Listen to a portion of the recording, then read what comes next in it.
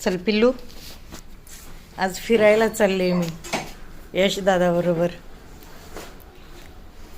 हा माझा नातू आहे. मी फिरायला चाललेली आहे सकाळी मॉर्निंग वॉकसाठी माझ्या नाताबरोबर.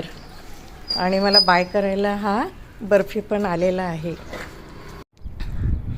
मॉर्निंग वॉकसाठी माझ्या नाताबरोबर फिरायला आले मी. मस्तपैकी हा स्पॉट मला आवडला. मग डोंगरावर येऊन फिरून जाण्यात काही मजाच वेगळी असते.